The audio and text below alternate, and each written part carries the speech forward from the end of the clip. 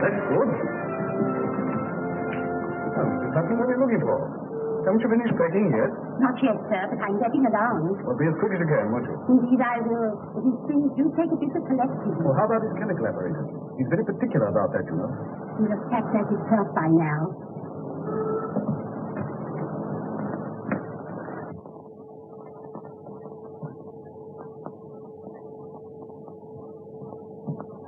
Really, Holmes, this is too bad. You realize that my wife and the rest of the furniture will be here at any moment. I told you the van that's bringing my stuff is taking all your things into the country. I'm so sorry, my dear Watson. I was somewhat engrossed in my correspondence. I'd no idea that my retirement would cause such a stir. You know, all sorts of people have written. Here's an interesting communication, for instance. Oh, what's that? It's a telegram of good wishes from our old friend Abernethy, the forger. Oh, yes. We got him 10 years, didn't we? Yes, we did, yes. When he came out, I was able to render him some slight assistance. You know, I'm not sure, my dear Watson, that of all the kindly messages I've received, even from the most exalted person, that this is not the most gratifying. Well, I don't suppose there are all regrets at your retirement. I imagine there are quite a number of people who'll be immensely relieved. Undoubtedly, my dear Watson. Chief among them, another old friend, Professor Moriarty. Oh, Moriarty. You know, Holmes, he's the one subject on which I believe you're utterly mistaken. No mistake, my dear Watson. That harmless old professor of mathematics. That harmless professor of mathematics, as you call him, is the brains behind the biggest criminal organization in Europe. You know, my one regret in retiring is that the police neglected to take advantage of the opportunity I gave them of arresting him. I failed to run him to earth. Well, we won't argue about it, Holmes. Well, I'd better run along and see if the van's left my place yet.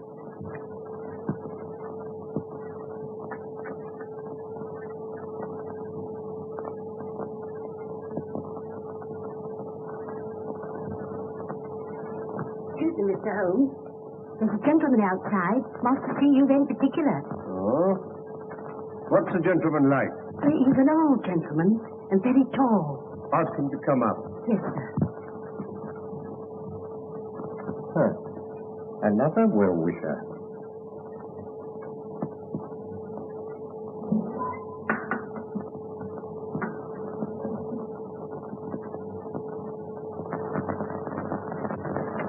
Come in, my dear Professor.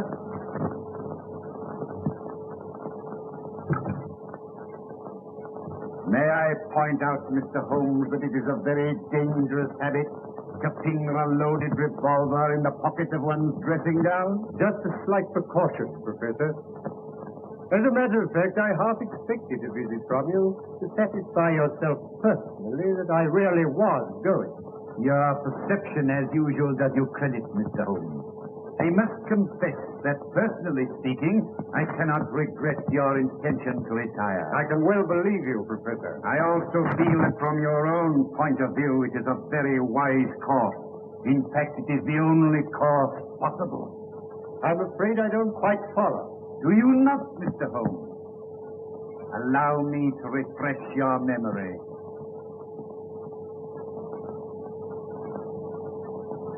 Listen, Mr. Holmes. On the 4th of January last, you crossed my path. On the 23rd, you incommoded me. By the middle of February, I was very much inconvenienced by you. And at the end of March, I was seriously hampered in my plans. The situation, in fact, had become an impossible one. That was my intention. Mr. Holmes, it has been an intellectual treat with you. And I say unaffectedly, it would have been a great grief to me to have been forced to take any extreme measures. Danger happens to be part of my trade, Professor. Danger? It isn't a question of danger, but of inevitable destruction. Therefore, I say again, you are wise to retire. When you once get to the country, take my advice and stay there. And suppose I should reconsider my decision? You have my warning. I wish you a pleasant and permanent retirement.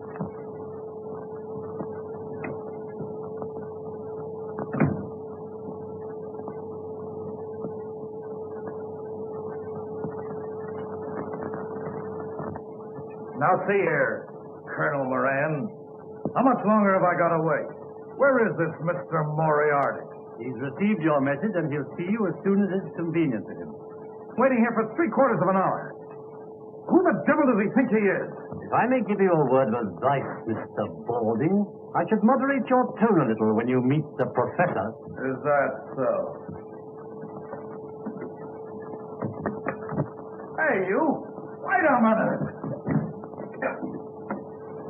What devil's trick's this? No devil's trick. I only wanted to prevent your going before I had spoken to you. And who gave you the right to turn a key at me, huh? We needn't discuss that matter. I understand you have a proposition to make to me. Maybe I have.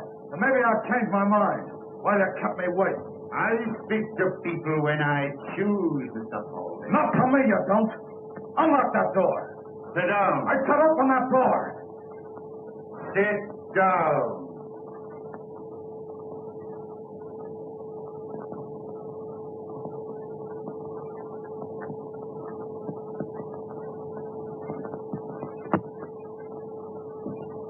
You're merely wasting time. You traveled here on a false passport, and the American police would be interested to know your whereabouts. So you will do as you're told. Okay, Mr. Moriarty. I understand you represent an American society which is anxious to remove one of its ex-members, who is now living in this country under an assumed name. That is so. And you wish the aid of my organization. What do you propose to pay? $50,000. Reasonable. Now you will tell me all you know about this man, how you traced him to England, when he arrived here, and in what part of the country he was last heard of. Colonel Moran speaking. Yes, he's interviewing the professor now. Yes, we're quite satisfied with his credentials. It's simply a question of whether the professor decides to take up the case or not. I will take up the case, Mr. Balding, on one condition. Yes? That you place yourself entirely in my hands. Carry out my instructions implicitly and obey my slightest order without question. Very well. Good. You will now return to your hotel. You will make no move whatever until you hear from me. When's that likely to be? It may be a week. It may be a month. Rest assured you will hear from me. When I am ready, your orders will be delivered by hand. You understand? Yeah, I get you. Very well. You will now find the door open. Good day. Okay. I'm relying on you, Professor. Oh, by the way, don't forget...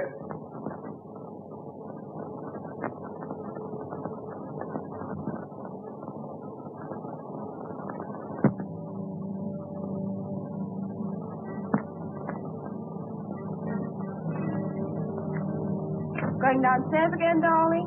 Yeah, for a little. I don't think I'm going to sleep. You've been dreadfully nervy all day, dear. Is anything wrong? No, dear, nothing. I just don't feel I'm going to sleep, that's all. I see.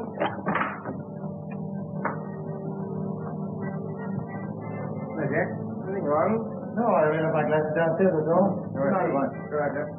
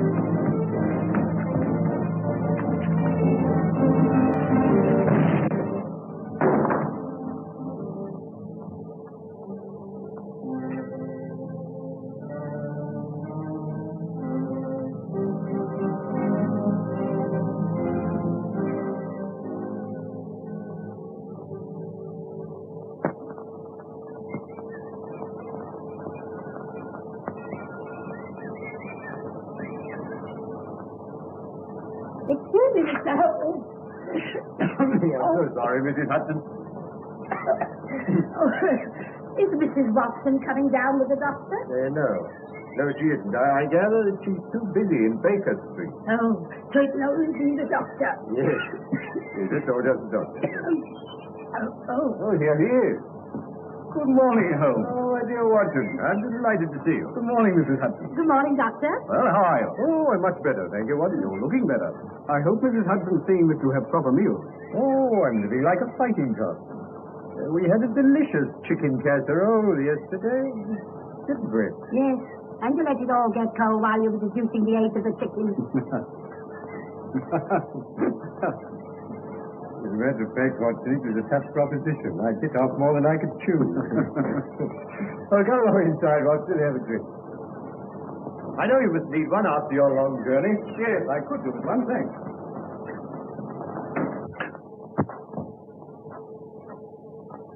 Oh, this is very nice, Holmes. No, help yourself, Watson. Thanks. It's sulfuric acid. You're developing a curious sense of humor, Watson. So, how's all of that? Well, have you settled in comfortably in Baker Street? As far as I can see, we are, but Mrs. Watson doesn't seem to think so. Oh. No, you've been moving things about a bit. Yes. You moved your shaving mirror over to the fireplace. Yes, that's right. My wife has a dressing table where we used to have. How do you know? My dear Watson, you're a man of precise habits and considerable regard for your personal appearance. It is observed that whilst the right-hand side of your face is closely shaved, the further we get to the left, the more careless your shaving appears. Till we come to the angle of the jaw, where it is positively slovenly. I deduce, therefore, that you placed your shaving mirror where the light strikes on the right side of the face. The bed must obviously be across the end of the room, therefore the fireplace is the only place left which could produce that result. Amazing, Holmes. Elementary, my dear Watson. Elementary. Oh, by the way, I've got a letter for you. Oh, thanks very much. Hello. This is interesting. No? This is a letter from Porlock. Well, who's Porlock? Well, it's rather difficult to say. It's a gentleman of many aliases. It wouldn't be of any importance except for the fact that he's one of Moriarty's creatures. Oh, I see, Moriarty. A link in the chain. It's a good way down the chain. Not a very good link.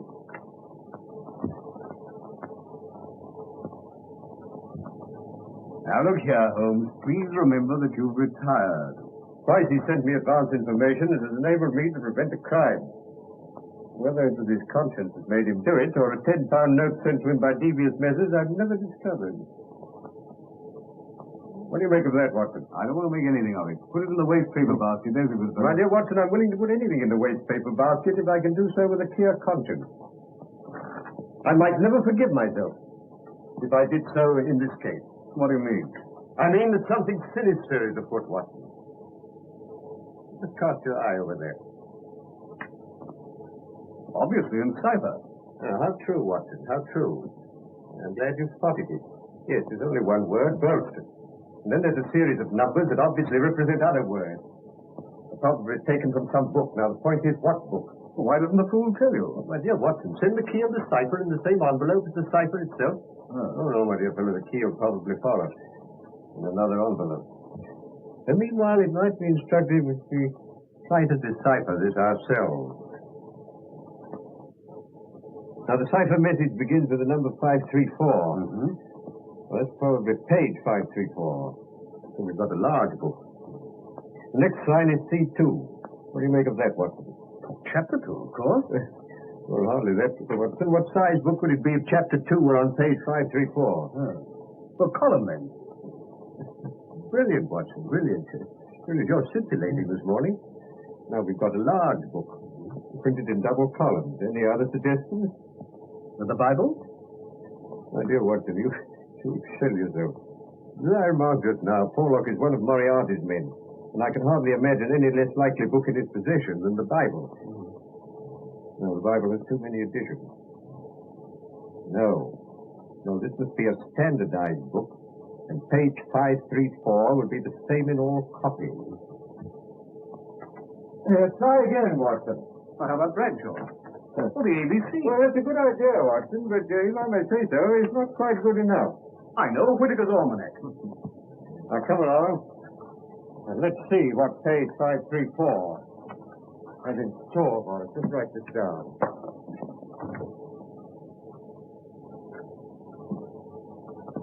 Danger? Good, Watson, good. You got that down? Yes, capital. Owner? Burlston Castle. What does it mean? It means, Watson, that some devilry is brewing against the owner of Burlston Castle. Excuse me, Mr. Holmes. It's Inspector Lestrade. Oh, Morning, gentlemen. Morning, Lestrade. I told him he wasn't to come running, Mr. Holmes.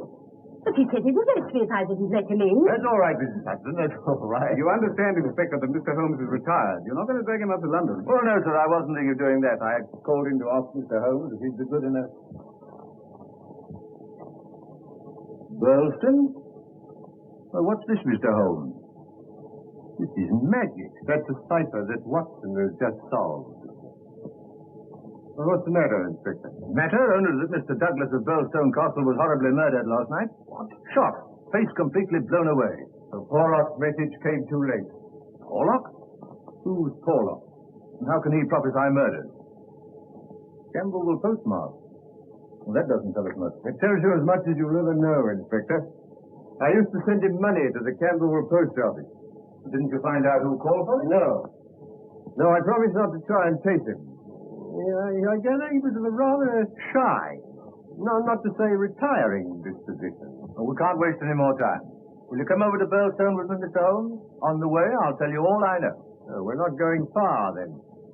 About 20 miles. You'll be back for lunch. I forbid it. I'd sooner go myself than let you go. Excitement's bad for you. I appeal to you, Inspector. He really ought not to go. My dear Watson, I appreciate your thought of it. I wouldn't dream of going if I were not convinced that Moriarty is behind all this. Not your Professor Moriarty? Yes, Lestrade, Professor Moriarty. My dear Mr. Holmes, you're beginning to see his hand in everything. Porlock is one of Moriarty's men. Now, look here, Lestrade, I'll bet you my new beehive to your old bowler hat that you'll find that Moriarty is behind this Burlston affair. All right, I'll take you. Good. This mistake well back into the past, Watson.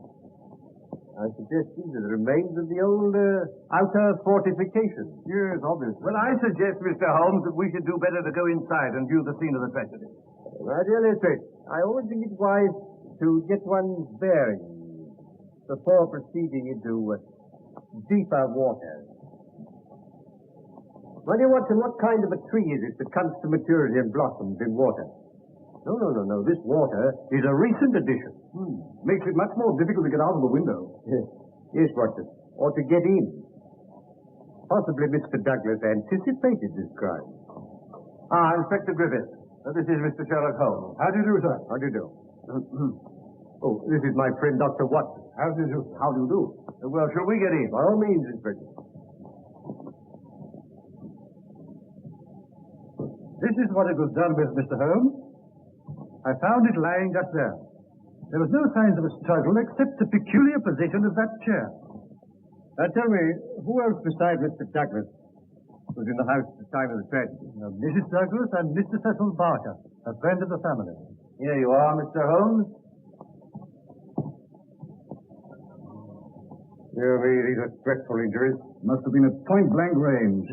Whoever did this didn't intend to miss. Well, one could hardly miss with a sawn-off shotgun. American, Pennsylvania Small Arms Company. You'll observe that the triggers are wired together. We got both barrels at once. And what do you make of this card, Mr. Holmes? ZZ341. It's found pinned to the body. Rough cardboard. It's not written in this room. See, this was done with a broad nib. These are fine. What does it mean, Holmes? You say the drawbridge is raised every evening? Yes, about sunset. And the tragedy occurred about 11:30. Yes. Obviously suicide. We thought that at first, sir. You've observed, of course, that someone has been hiding here. There are distinct marks of muddy boots.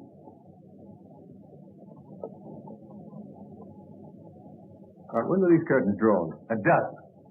So the men must have got in after the curtains were drawn and before the bridge was raised.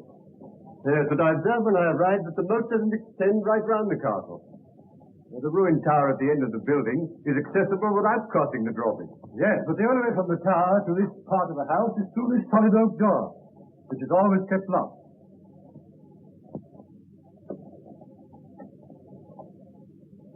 Is it? By Jove, Holmes. It doesn't seem to be locked now, does it? Well, that's Funny, I always understood. Yes, we'll return to that later. Meanwhile, I must ask you to make no reference whatever to it. Now I think we'll have another look at the bottle. Oh, and I should like to have a word with that Mr. Cecil Barker. Very good, sir.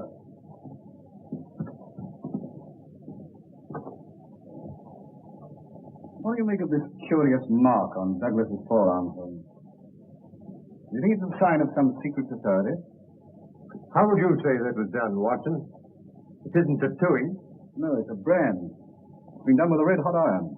Very painful. Mr. Barker, this is Mr. Sherlock Holmes.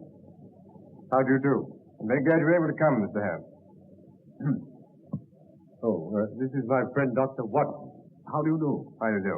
Now, Mr. Barker, I understand you discovered the body. Yes, I heard the shot and came straight down. Poor Douglas is lying where you see him now. Lighted candle was on the table. This candle? Yes. And you gave the alarm immediately? Yes, I rang the bell for Ames. That's the butler. And a minute later, he came in. So that within 2 minutes of the murder, Ames was in this room? Yes. What was the first thing he did? He put that lamp he was carrying on the table. It blew out the candle. As a matter of fact, I was here so quickly myself after the shot. But I must actually have been in the room while the murderer was escaping through the window. Why do you say through the window? Because there's no other way out. That door to the tower is always locked. But we just... Now tell me, Mr. Barker, did Mrs. Douglas come in here after the tragedy? No, I was able to stop her just in time. How long have you known Mr. and Mrs. Douglas? About a year. I met them when they first came to Switzerland. How long have they been here? About 9 months. You don't know anything about Douglas's past life. He used to live in Chicago. I never heard him speak of any secret society. Funny you should mention that. He never told me about it himself, but I always got the impression that he was a member of one, or an ex-member. You don't know what that mark on his arm was? No. I've seen it often, of course, but he never told me what it was. I never liked to ask him. It was one of the things that rather made me wonder about that secret society. Anything odd about his behavior at any time? Well, he hated meeting people. In Switzerland, he hardly ever moved from his chalet in the mountains. Rather made me wonder if somebody was after him. When he suddenly packed boated to England, it made me wonder all the more. Come in.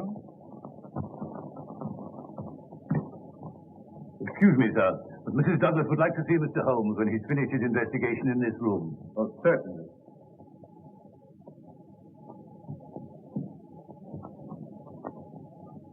Mr. Barker, would you be good enough to tell Mrs. Douglas that I'll be with her in a minute? Oh, Ames? Yes, sir. As you're here, you may as well answer a few questions. Very good, sir. Regarding the tragedy, did you hear the report of the gun? No, sir. You know what these old houses are. Walls are a mile thick. Now, Ames. Yes, sir. When you entered the room, this candle was alight, I understand. Yes, sir. Where would Mr. Douglas have got it from? His bedroom, sir.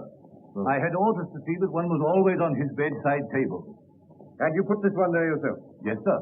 I remember he told me his old one had burned right down, so I put in a new one. Oh, it was a new one? Yes, sir.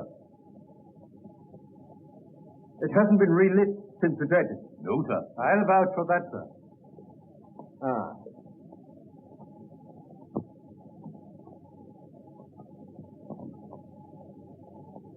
Did these candles come out of the same box as that one on the table? Yes, sir. Yes. Yes, thank you. Have there been any strangers about the place lately? No, sir. Oh, wait a minute. An old gentleman did call a little while back to look over the ruin part. But we often have people come to see that. It dates from the Norman Conquest. Quite. Well, there's nothing more that you can tell me, eh? No, sir. I can't make head or tail of the whole thing. Fairly beats me. And the wedding ring being missing, too. Wedding ring? Didn't Mr. Barker tell you? Not a word. What about the wedding ring? The master always wore a plain gold wedding ring under the one with the rough gold nugget on it.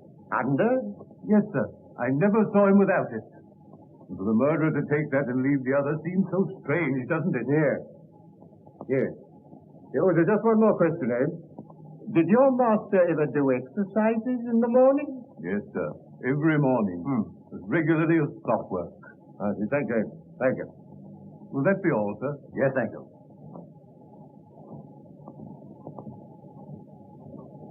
Well, Mr. Holmes, the most important point so far is that obviously this has something to do with the secret society. On the contrary, my dear Lestrade, I suggest that the most important point so far is that Mr. Douglas did exercises every morning. You can't be serious, Mr. Holmes. Mark you, I don't mind you asking all these questions about exercises and candles, but I can't see how they help to clear up what we're investigating. I told Mrs. Douglas that Mr. Holmes will see her. Thank you. Now, I'd like to ask you one or two questions, if you don't mind. Yes, pleasure. Did you know Mrs. Douglas before her marriage? No. But you've seen a good deal of her since. What are you suggesting? I've seen a good deal of him. I'm not suggesting anything. I'm here to get facts. Did Mr. Douglas entirely approve of your friendship with his wife? I refuse to answer. I suppose you realize that your refusal indicates that you've something to hide? I've got nothing to hide. I can't help what it indicates to you. Now, look here, sir. It won't do any good to adopt that attitude. All right, I'm sorry. I know you're only doing your duty. As a matter of fact, I may as well tell you. Poor Douglas did have one fault, and that was jealousy.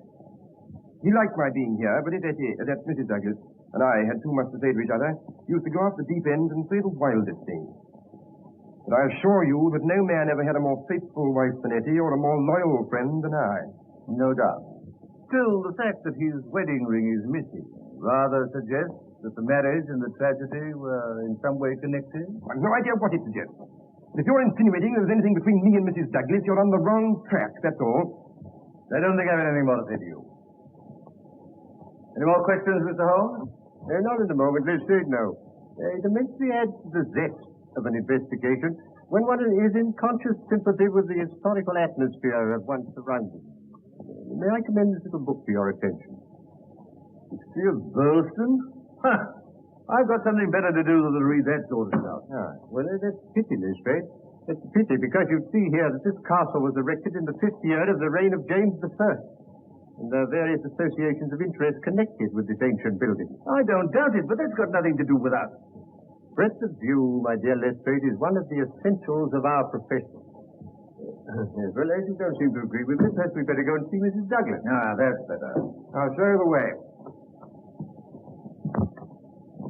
You can remove the body. Very good, sir.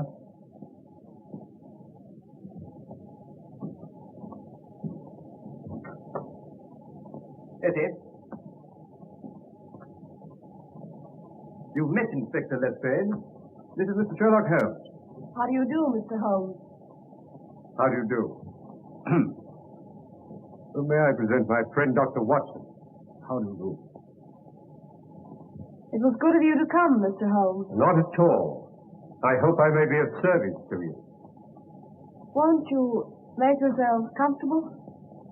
Well, I think I shall leave you now. If you want me, I shall be in the garden.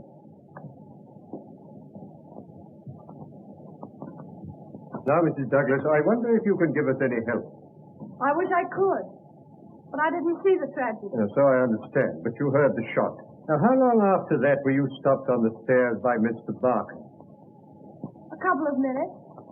I just had to put on a wrap and some slippers. How long had your husband been downstairs before you heard the shot? 2 or 3 minutes. Not more than 5. Where were you married, Mrs. Douglas? In New York. In America? Have you ever suspected there was some danger threatening your husband, and that he knew it? Yes, I have. In fact, I'm sure of it. But he wouldn't talk about it. Not that there wasn't complete love and understanding between us, but, well, it's just that he didn't want me to be worried. You know nothing of his life in America that could have caused that threatening danger. Nothing at all. That mark on his arm, you know what that is? No? You never asked him. Yes, I did once, but he refused to discuss it. I never asked again. You've no idea what it is. None whatsoever. Can't you suggest anything? Mrs. Douglas, I suggest that you tell me the truth. Mr. Holmes! You know perfectly well what that mark is. You couldn't possibly have lived in America without knowing. That mark is the brand of the Scowrers. Scowrers? Yes, an American secret society which terrorized the coal districts of Vermissa, and which was broken up some years ago. Well, I'm bound to admit, Holmes, I've never heard of them. Now, I can well believe that, Watson, but I can't believe that Mrs. Douglas has never heard of the Scowrers, because her husband was one. All right, Mr. Holmes. I'll tell you the truth. I think that will be the wisest course. I'll tell you the story of the Vermissa Valley, the Valley of Fear. 2 years ago, I lived at Vermissa with my father. We used to take in boarders occasionally. And one evening, I went down to the depot to collect a package. And I met a young man who'd just come off the train. His name was Murdoch, and he was looking for lodging. The minute I set eyes on him, I knew he was the one man in the world for me.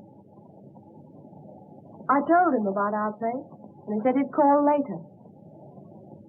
That evening, when I was clearing away supper, I heard a knock at the door.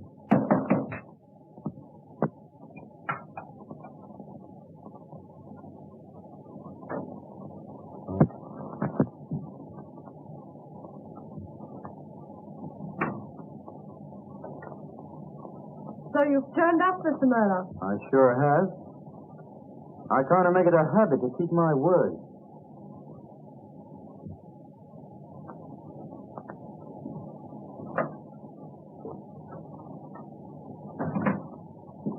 Who's that, Eddie? Someone to see you about a room, Dad. Eddie, so that's him, is it? Mine's Jack. This is Mr. Murdoch.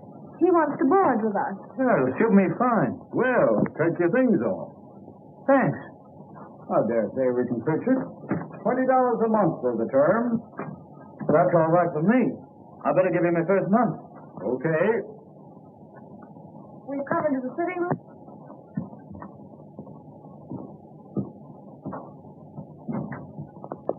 Well, this looks pretty good to me. Won't you sit down? You know, I don't think I'm going to feel homesick. Oh, we'll try to make you comfortable. Don't you worry, Eddie. This is going to be more like home than any place I've been in since I come to the States. Oh, you're not American, then? No, as a matter of fact, I was born in England, but I've been here the best part of my life. Oh.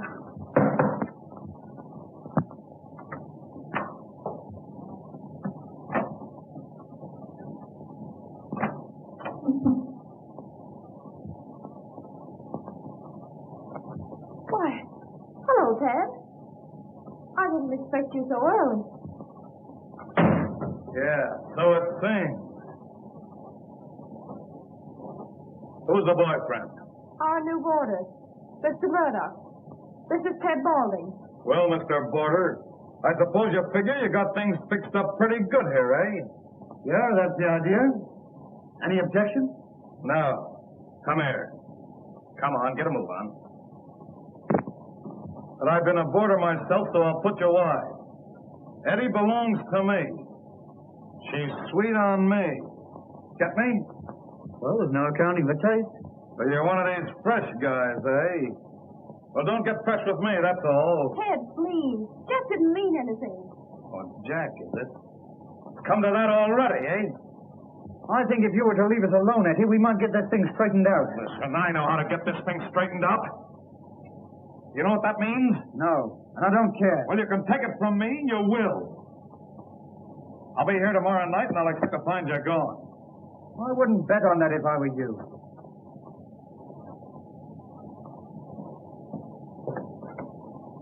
You'll be sorry you ever came here before I'm through with you.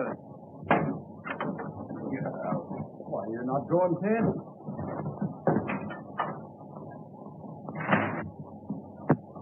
Say, Eddie, what's the matter with Ted? Oh, he's sore of Mr. Murdoch being our new boarder. Sorry you should have a scare on your first night, Mr. Murdoch. Scare? You don't think I'm scared of that, do you? Most people are. Well, I'm not. Who the devil is he, anyway? He's one of the bosses of the Scowrers. The what? The Scowrers, a society of murderers and blackmailers. The ancient order of freemen, they call themselves. No, baloney. The freemen are to be found in every town in the state. It's a society for charity and good fellowship. Not here, it ain't. It's just a murder gang. Well, then why don't they bring them to justice? Tell me that. Because no one dares give evidence against them. Juries don't dare to convict. The judge has to do as he's told, and the police are all square. Say, you're just trying to kid me. I don't believe a word of it. Aren't there 50 murders to prove it? Is there a man or woman in the valley who doesn't believe it? Well, you don't scare me. You see, you don't know me. And you don't know McGinty and his gang. McGinty, eh? That's queer. I've got a date with that guy this evening. McGinty? What have you got to do with McGinty? Well, I've got to report to him. You see, I happen to be a freeman myself. What? What? You a freeman? Then you don't stay here another minute. Here's your $20 back. I wouldn't have you for $100 a week. But you can't tell him out now. Oh, can't I? I'm telling you, I got no use for these freemen. It's bad enough to have one hang around Eddie. I'm not going to have another for a boarder. You get out of here tonight. Well, tomorrow morning.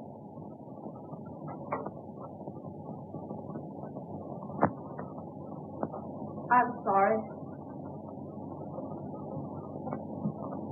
That's all right. But don't make any mistake. I'll be seeing a lot of you. It's no good. With Ted Boulding. Tell me, Eddie. You're not in love with Boulding, are you?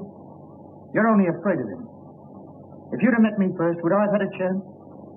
I wish you had been the first. That's all I wanted to know. Oh, Jack, I'll never believe anything bad of you. Not whatever happens. Well, I wouldn't be too sure of that, Eddie. Still, even a guy like me can be on the level with a woman. Well, I'll be getting down to McGinty.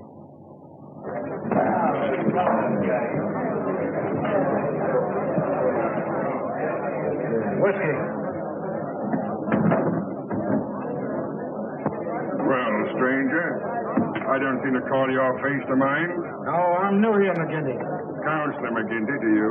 Well, I'm sorry, Counselor. I was told to come here by Brother Scanlon, Assembly 341 for Mrs. I drink to your health and our better acquaintance.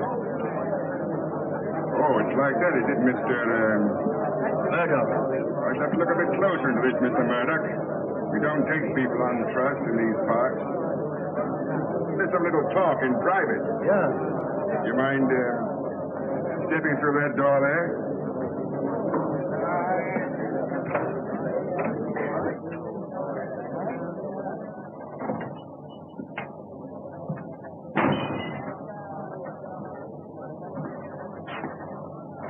Look here, my joker. If I thought you were playing any games on us, it'd be short stripped for you. A strange sort of welcome for a brother. Where were you initiated? Assembly 29, Chicago. What are you doing here? Looking for work. Why'd you leave Chicago? I'm telling you that. Why not? Because the rules say that one member can't tell another a lie. Oh, you mean the truth's too bad to tell, eh? Put it that way if you want to.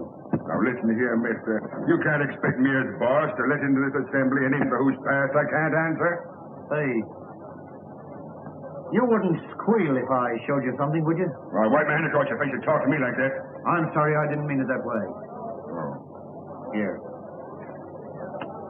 Take a look at that. Oh. Your work? Sure. Why'd you shoot this guy, Pinto? Well, he threatened to squeal on me. So I croaked him and beat it out here. The thought of murder would be welcome out here, eh? Yeah, you've said it. You ought to go far. You look like being a pretty useful brother to us. Didn't flinch when I put the gun on you either. You were the one in danger, boss. I got you covered from the first. And I guess my shot would have been as quick as yours.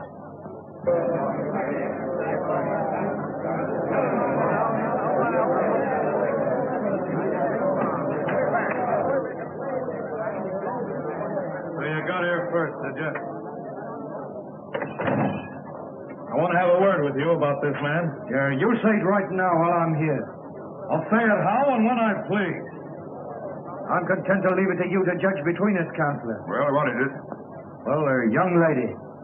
I think she's free to choose for herself. Is she? As between members of the assembly, I should say she was. Well, that's your ruling, is it? Yes, it is.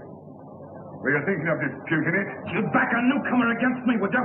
Well, you're not boss for life, Jack McGinty. And let me tell you this. When it comes to the voting... You've been asking for it a long time, Baldy. Now you've got it. I've got nothing against you, boss. All right. Now, we can't have bad blood between brothers. Go along in the bar, and I'll buy about the drink.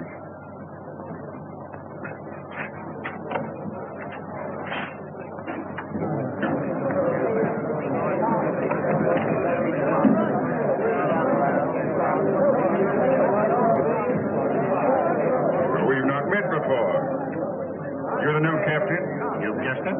I'm Captain Moore. Well, we can do without you. We got pleased enough of our own without importing any. Hello. Here's an old acquaintance. I'm no friend of yours or any other cub. Oh, Jack Murdoch of Chicago, all right, and don't deny it. I'm not denying it. Why should I be ashamed of my name? Well, you ought to be. What the devil do you mean? You can't pull that stuff with me. I'm Marvin of Chicago Central. We haven't forgot the shooting of Jonas Pinto. I never shot Pinto. Nice, impartial evidence. As it happened, we couldn't get any case against you. So you're okay with me just as long as you're on the level. Get me? Good night.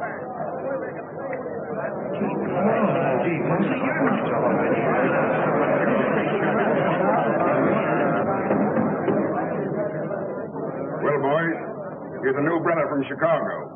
We'll just have drinks all round, and then we'll swear him well and truly into the assembly.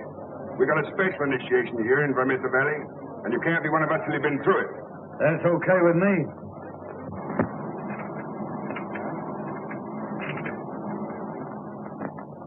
Okay. Brother Murdoch, can you bear pain? As much as anyone, I guess.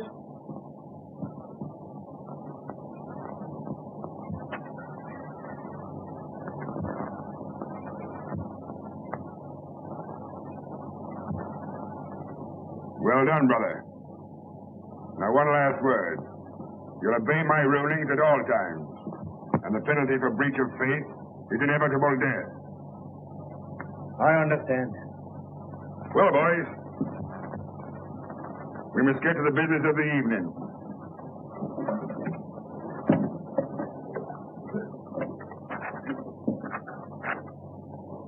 There's a man in this town who needs trimming.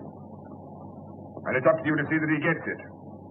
I'm speaking of James Stanger, editor of the Herald. You seen how he's been panning us again in his dirty rags? Yeah. Why don't we bump him off? That might cause more trouble than we need ask for. But I guess you can give him a pretty severe warning. Will you take care of that, Bowling? Sure thing. I'll take Van Schuss along with me. And you, Mansell? And, you, Gower? Okay. And, yeah. You'd better come along with us, Murdoch.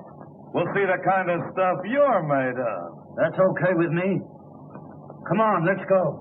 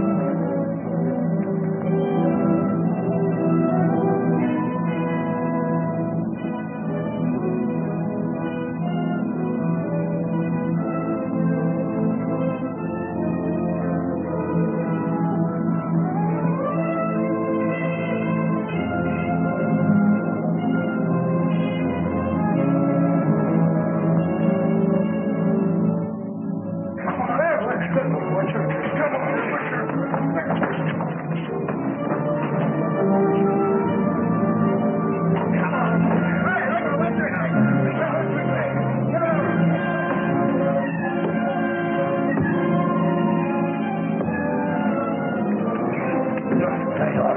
He didn't enter this watch. Stand back or I'll blow your head up. The boss said he wasn't to be killed in me. Yeah, that's all. Lay off, Balding. Come on, let's go.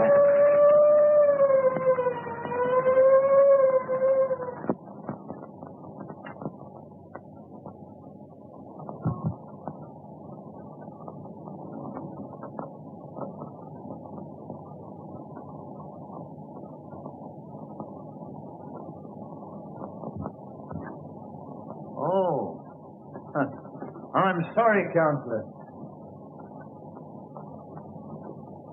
I'm not much of a visitor, Murdoch, but I thought I'd touch upon your case.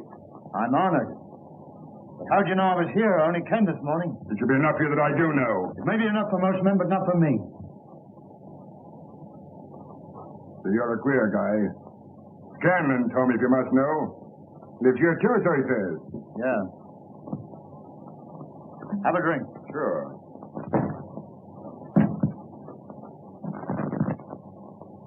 I thought you'd be getting into trouble, Cookie Murdoch of Chicago. He's a friend of mine, and I'll answer for his conduct. Well, what am I being accused of? Beating up old Stanger of the Herald last night. Not your fault, it isn't a murder charge. Say, I can bring a dozen men to prove he was playing poker with me. You'll not be able to hold him, Captain Marvin. I wouldn't bet on that. Take him away, boys. Any funny business, shoot him.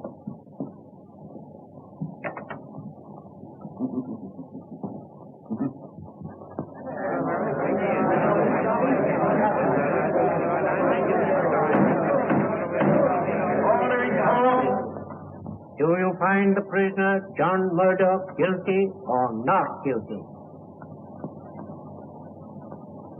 Not guilty.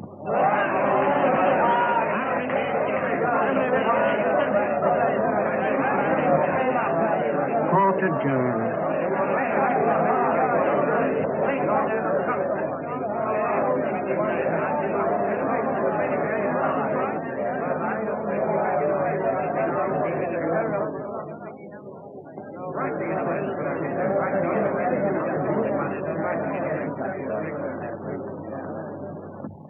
You see? I told you needn't worry.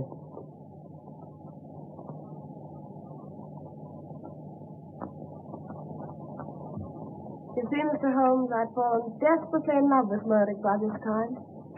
Broke my heart to find him going from bad to worse. But he was always straight with me. I see. And was Murdoch taken completely into the confidence of the Scowrers? Yes. In 6 months, his name was a byword in the valley. People were as scared of him as they were of McGinty. Pray proceed, Mrs. Douglas. One night, he and another man were sent to shoot one of the most respected pit managers in the valley. I felt something awful was going to happen. I didn't know just what.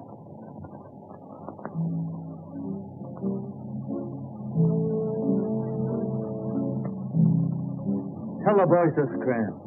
Okay, boy. Now then, Balding. As soon as we get this going, you come back to these bushes and cover the door. He's got to come out when he finds a place to light. And where are you going? Don't be a sap. I've got to cover the back, haven't I? Come on, let's go. Okay.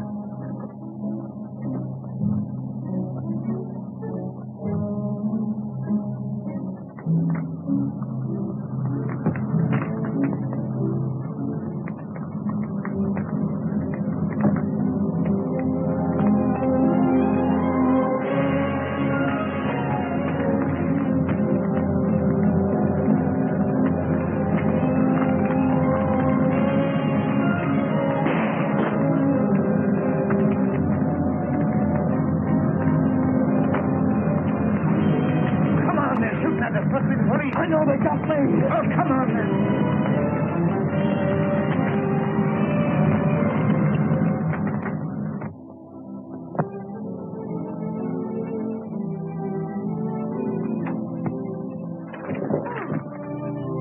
I'm sorry, Eddie. I didn't hear you come in. What's the matter, Jack? Why are you so scared of me? I'm not scared, honey. I was just thinking of other things, that's all. Oh, no, it's more than that. Let me see the letter you were writing. A letter? Yeah, the one you're trying to hide from me. No, I can't do that. It's secret. It's the business of the society. You know, when you come in, I thought you might have been a detective. Oh, Jack, can't you give it up? That's what I've come to ask you. I heard about last night. Help me get away from this terrible place, this valley of fear. No, I can't do that right now. They'd never let me get away knowing as much about them as I do. Still, maybe in 6 months' time I could find a way. 6 months? Is that a promise? Perhaps 8 months. Anyway, within the year. Oh, darling. I'm sure I felt happier after his promise. Did he keep his promise? Did you leave in 6 months? It wasn't a matter of months, Mr. Holmes, but hours. That same afternoon, I was just going upstairs when I heard someone come to the door.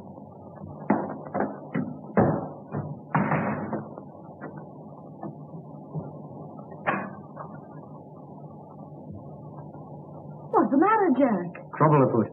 Police? Yeah. A Pilkington detective. Yeah, that don't mean anything to you, I know, but I'm too deep in this thing. I've got to get out. Tonight. And you want me to come with you? Yeah. I'm a strange sort of Romeo for a kid like you, but I'm on the level with you, I think. And we quit tonight? Sure. Is there any danger? Maybe we can stall the danger off, maybe we can't. Anyway, you be ready in case I come for you. I will, Jack.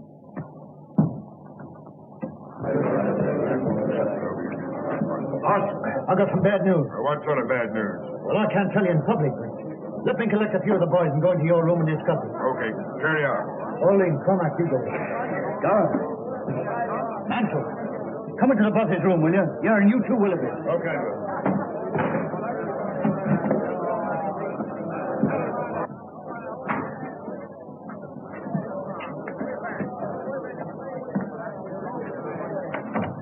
Boys, I've discovered something. Well, what is it?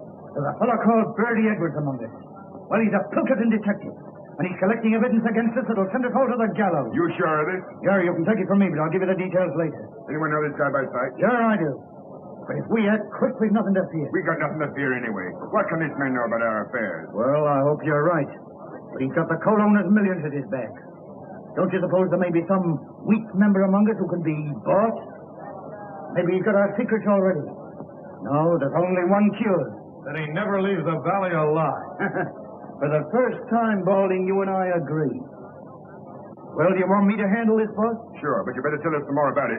Well, the other day I met a fellow who said he was a pressman. And he offered me good money for inside stories of the Scowrers.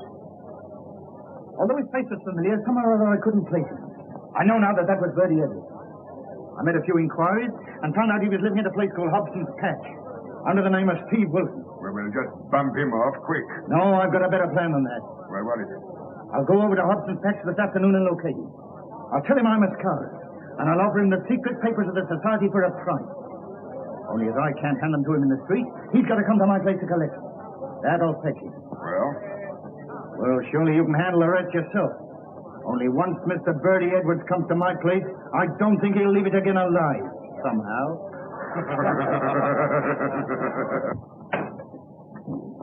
Oh. Well, he's coming. Good.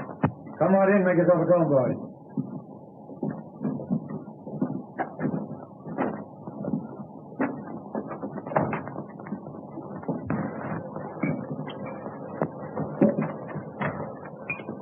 You think he knows much?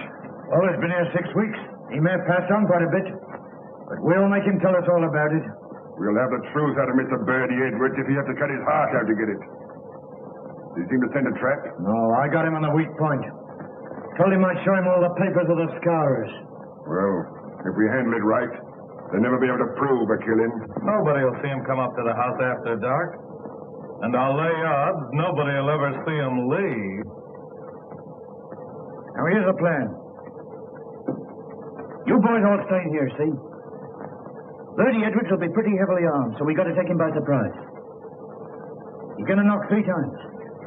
I'll go out, open the door, let him come in. I'll leave him in the outer hall while I come in here and get some papers or something and give you the tip. I'll go back, and while he's reading the papers, I'll get the gun off him. Then I'll give a shout, and the sooner you come in, the better. You're the one to handle him. Not one word of warning does he get till Murdoch has his hand on his throat. Okay, man.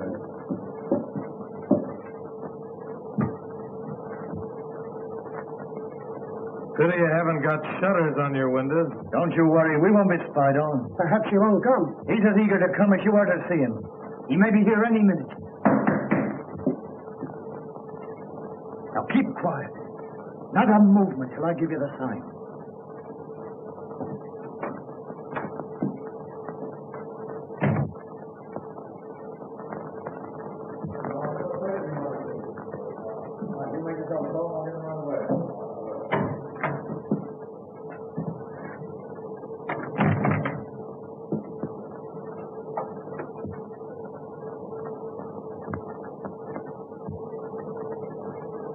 Well, is he here? Is Bertie Edwards here? Yeah, he's here all right. I am Bertie Edwards. I'll get you for this, you rotten cop.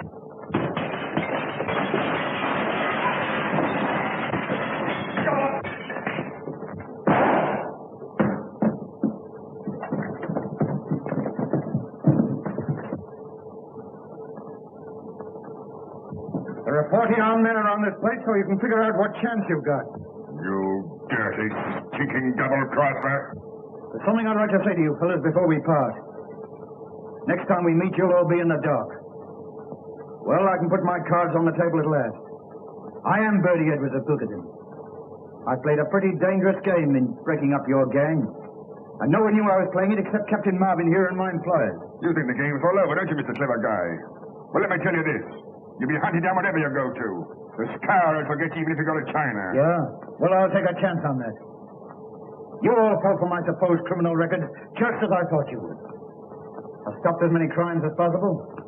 How many times have you fellas been to get your man and found he's gone to someplace else? Well, that was my doing. Yeah, and that was my doing, too. Only I was just too late to save a man's life. But when I found the secret was coming out, well, I got to act quick. And so I'm able to hand over to Captain Marvin the worst gang of murderers this country has ever known. Handpicked by me. I told you when you joined us, the penalty for breach of trust is inevitable death. And you'll find that's true. Take him away, boys. Well, Bertie, the boss will be pleased. You sure got results. Yeah, but I wouldn't go through all this again for all the money in the States. That's the whole story, Mr. Holmes. McGinty and a dozen others went to the gallows. And Ted Balding, one of the very worst, got off with life imprisonment. And do you think this is Balding's work? Obviously. Obvious. I'm certain of it, too. We wandered around and finally settled in Switzerland. And then one day my husband got a cable saying that Balding had broken jail and was believed to be in Europe. My husband must have got wind of something because we packed up in a few hours. And now... I see. McGinty proved himself to be right. Yes. Oh, Mr. Holmes, if you'll pardon me, I'll go and get some fresh air. This has all been terribly upsetting. Naturally, Mrs. Douglas.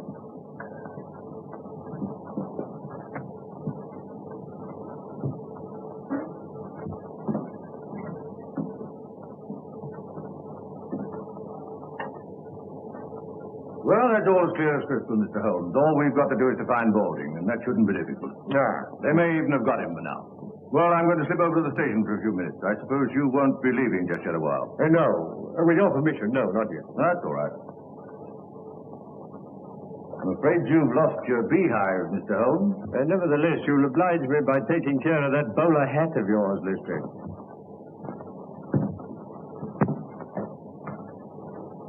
Well, it didn't take us long to solve that.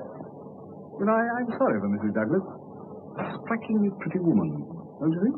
Now, you see, I didn't notice. Really, Holmes, there's something possibly inhuman about you at times. My dear Watson, I never allow my judgment to be biased by personal qualities. I can assure you that the most winning woman I ever knew was hanged for poisoning 3 little children for their insurance money. Oh, I see.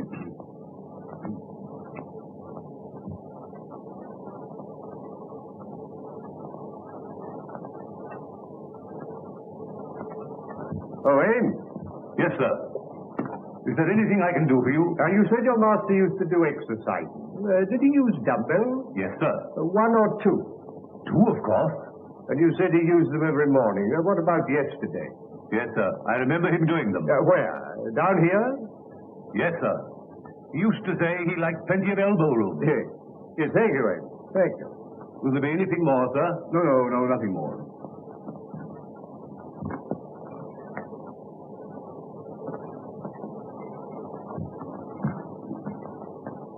Seriously, Holmes, this is all very simple. What's to prevent our going home to lunch? Only that I'm rather concerned about the missing dumbbell, Watson. Dumbbell? Yes. Yes, I am not referring to the good Lestrade, whom I'm aware has gone to the station, but to the equally solid article used for developing the muscles. One usually looks for them in pairs, my dear Watson. I can only account for one. Now, this is by no means a simple case. What complicates it still more is where does Moriarty come in? He doesn't. Balding murdered Douglas, and it's Lestrade's job to find him. My dear Watson, you appear to have forgotten that only this morning we decoded a message from one of Moriarty's men foretelling this tragedy. Oh, yes, of course. Yes, so we did. Well, what's the next step, Holmes? You can lend me your umbrella. Umbrella? Yes. But it's not raining. How true, Watson, how true. Nevertheless, I should like it. You brought the one with the crooked handle, didn't you? Yes, I left it in the hall. But that's a wretched weapon, Holmes. Take my revolver. No, my dear fellow. There's no danger. If there were, I'd ask for your help. No, I'm not thinking of doing any shooting, Watson. Just a little fishing. Fishing? Yes. Yes, I want to see what the MOAT has to offer us. Oh, I see. Fishing.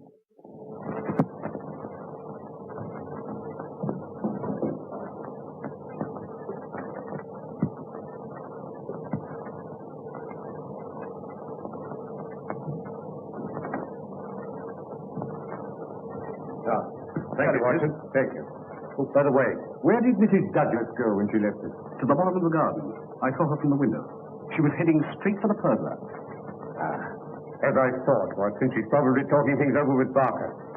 Now, look here, Watson. I want to be sure they don't come back to the house for a few minutes. Will you, like a good fellow, keep an eye on them and let me know if they make any sign of moving? Yes, certainly. I wanted to offer her a word of sympathy.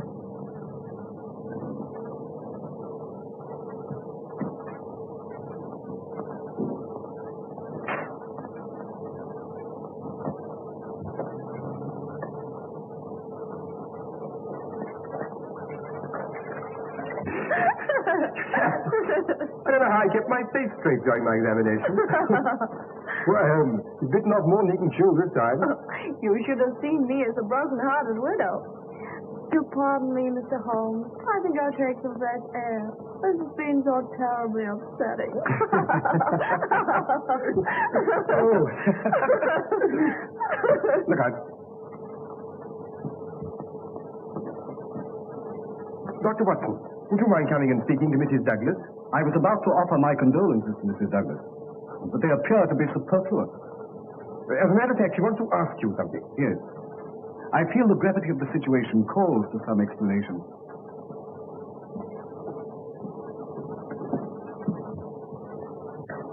I'm afraid you must have thought my behavior very callous, Dr. Watson. Your behavior is not my business, Mrs. Douglas. But I must admit, I find it a little difficult to reconcile with the circumstances. What did you want to ask me? If I was to tell Mr. Holmes something in confidence, would he tell the police? I can't answer that. In other words, is Mr. Holmes working with the police or on his own? That I can't answer. Well, could he get rid of the police? Tell him he was satisfied and send him away? Certainly not. Mr. Holmes is an independent investigator, but I feel certain that he would withhold nothing from the officials that might help to bring the criminals to justice. If you require any further information, I refer you to Mr. Holmes.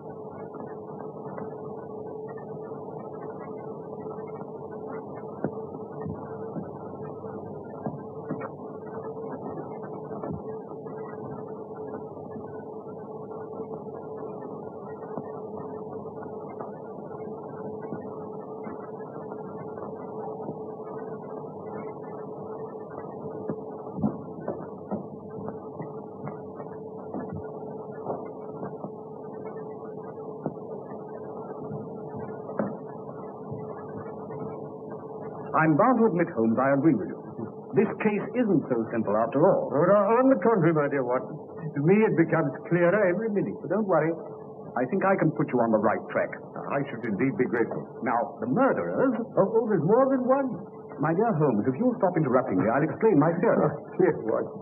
I'm so sorry. I apologize. Please don't mention it. So you have a theory? Well, it's more of a certainty than a theory. Good. I'm all attention. From the first, Barker's account of the tragedy didn't satisfy me. No. I noticed that.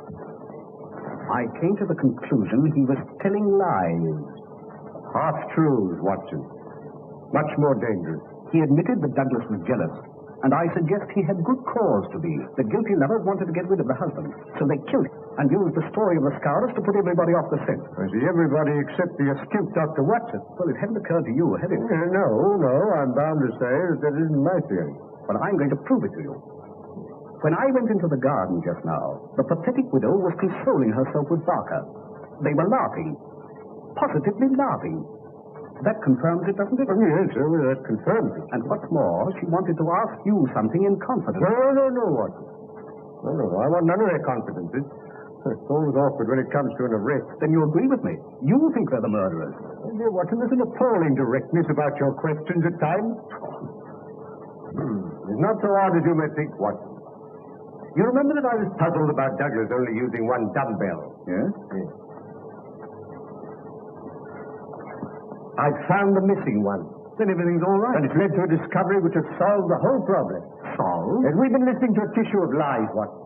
The whole story of the tragedy as told by Barker is a lie. And as Mrs. Douglas supports it, she must be lying too. Now, Barker swears that when he entered the room, he found Douglas lying dead with this candle burning on the table. He also says that immediately, now mark it, Watson, immediately he rang for Ames, who entered the room carrying that lamp and at once blew out this candle, all within the space of 2 minutes. Ames corroborates this, but he also says that the candle which Douglas brought down from his bedroom, this candle, was a new one, out of the same packet as these. Now, what sort of a candle is it, Watson, that burns that amount in a few minutes? By Jove, Holmes, I believe you've got it. And moreover, if Barker's story were true, the assassin had less than a minute in which to remove 2 rings and replace one. Remember, the wedding ring was under the other one. Pin that card to the body, cross the room, and make good his escape. No, Watson, it's false every word. Oh, that's a kindly thought, Ames. Oh, Ames, can you remember what kind of shoes Mr. Barker was wearing when you found him in here after the tragedy? Yes, sir. Bedroom slippers.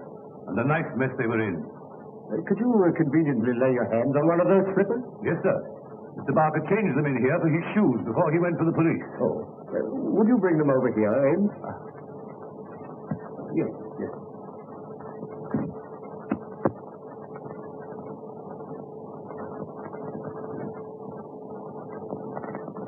Here they are, sir. Thank you, Ames. Thank you. You needn't wait.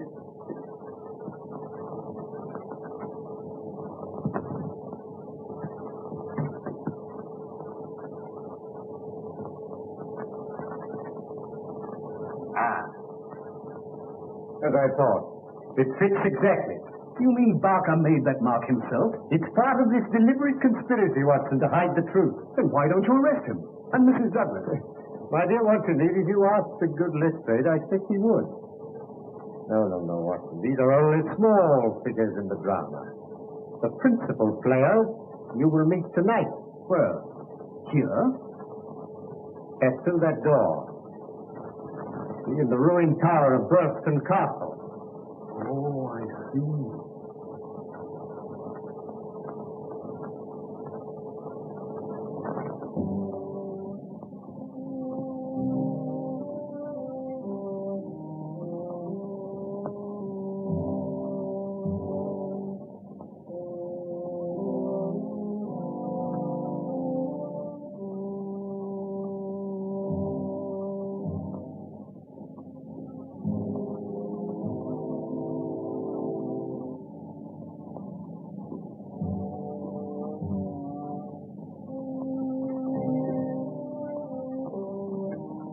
What's the idea, Mr. Holmes?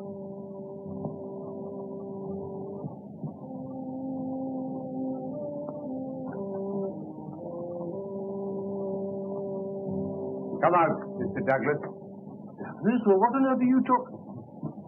Mr. Holmes, I believe. Now, let me introduce Mr. Douglas of Burlston Castle, otherwise known as Bertie Edwin. But Douglas is dead. On the contrary, my dear Lestrade, as you see, he's very much alive. But I don't understand, Mr. Holmes. Who is dead, then? Will you explain to the inspector, or shall I? Well, you've done very well so far, Mr. Holmes. You go ahead. Well, Lestrade, it is quite a simple case. Maybe quite simple to you, Mr. Holmes, but how did you arrive at this solution? By means of a partially burnt-out candle and a missing dumbbell. Now, the candle proved that Barker had been in the room with the dead man for at least 40 minutes before he gave the alarm. And I had to ask myself, what was happening during that time? What was Barker doing? Yes, I'm afraid that's the point I missed, Mr. Holmes. Well, that's not the only point you've missed, my dear Lestrade. Now, Mr. Douglas was being hounded by the Scowrers, who'd sworn to kill him.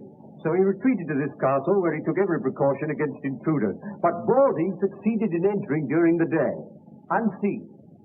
That night, he attacked Mr. Douglas with a knife. It was knocked out of his hand, so he had to use the noisier weapon, the shotgun, which in the struggle went off, killing Balding and mutilating him beyond recognition. Oh, I see. Oh, well, that answers your question, Lestrade. But what about Barker? Barker, my dear Watson, on hearing the shot, came down at once. And in order to put the Scowrers off the scent, they dressed Balding in Douglas's clothes. The Scowrers mark on the arm completing the deception.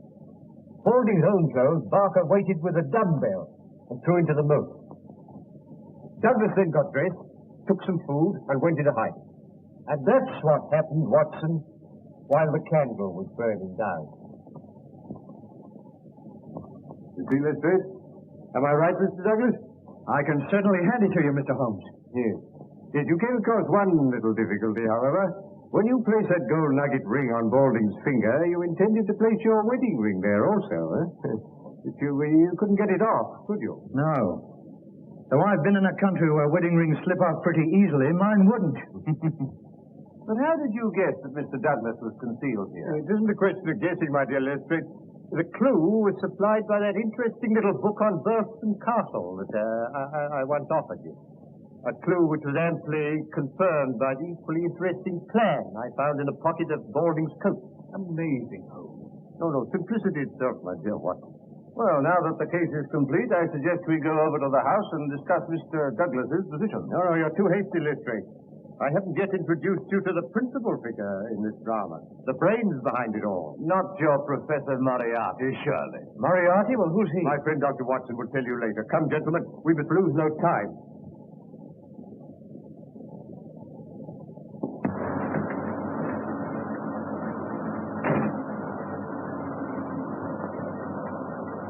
Keep her running, Moran. I'll bring Balding back in 5 minutes. Look here, Mr. Holmes. You can't expect me to believe in this Moriarty theory of yours. Moriarty's no theory, Lestrade, but a very great fact. Oh, well, we owe you a good deal. I suppose I must humor you. The catching of Moriarty will be the triumph of Sherlock Holmes. Quite apart from you losing your hat, Lestrade.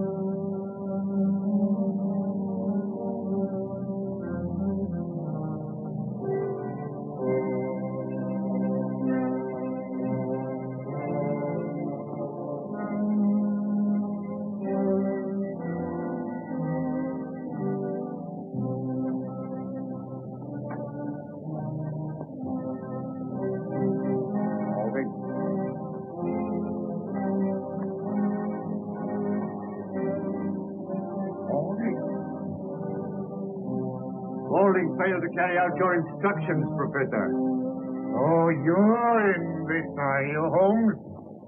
Well, I warned you.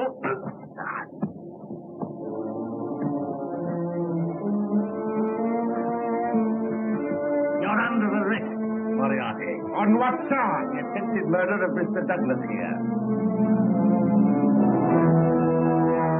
Our paths have crossed for the last time, Moriarty. Put the handcuffs on him, Lestrade.